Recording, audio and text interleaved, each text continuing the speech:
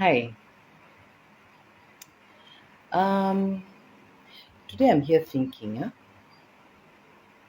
and I'm thinking really, really hard.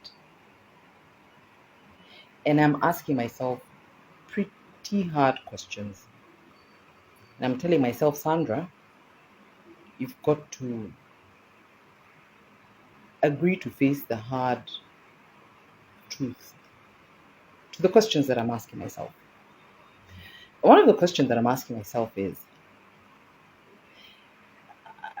did I set my expectations too high on this government?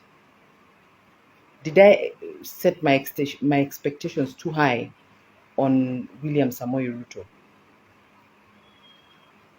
I ask this because today, as we speak, the primary concern, the primary issue for this government, wakiamka asubuhi hivi wakiingia ofisini, their primary concern is to get Raila Odinga elected as a chairman of the AU. Yaani nakaa hivi najiuliza, is this not the same government? Is President Ruto, are you not the same person who kept telling us over and over again during the campaigns that yako haitakuwa serikali ya kutafutia wakubwa makazi? Raila Odinga tunamtafutia kazi ya nini? Why would we be rewarding a coup plotter and a guy who has been the architect of chaos and tribal unrest in this country? Why should we be looking? Yani, I'm asking, Mr. President, the best option we had for Kenya to take to the AU is Raila Odinga. We are saying katika ile kikundi yetu ya mahustlers Kenya hii yote 45 million or however many we are, of your promises that you're going to make sure that a kawaida Kenyan, a Wanjiko, is one who's going to be getting all these opportunities. We still settled as a government on Raila Odinga.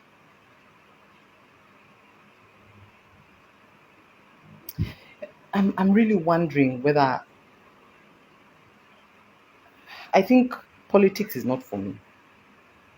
There's so much to be done, so much. Because really, if we are to be honest, Mr. President, if I want to address you because at the end of the day, you're the leader of the government. You're the reason in which I voted for this government. You're the reason in which for which I have all these expectations. If today the primary concern for this government is getting Raila Odinga a job, as opposed to the issues that we promised in the plan,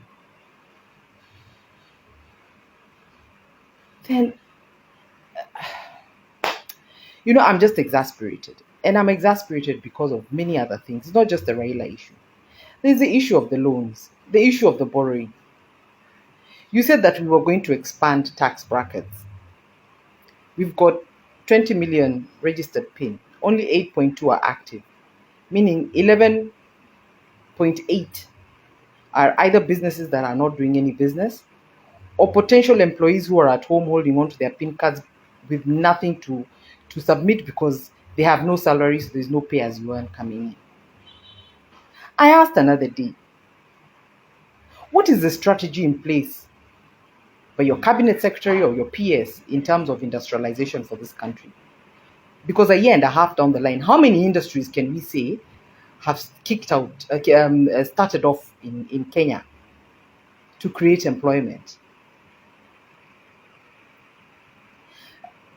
There's so much to be done. I don't think Raila Odinga and having this conversation of win-win is a priority. We had the same words used by Uhuru Kenyatta, win-win, win-win, win-win. Next thing we knew, handshake ikaingiana. Yani President Ruto, ile yote tulipitia, leo unataka kutuletea handshake na Raila Odinga. Hiyo sitakuwa ni madharau? Si utakuwa umetudharau, utakuwa umeturushia matope kwa uso, in all honesty. There is so much to be done. I don't think Raila should be a consideration for anything. Your affordable housing project is flopping with your own attorney general sitting there and saying that the whole idea is illegal.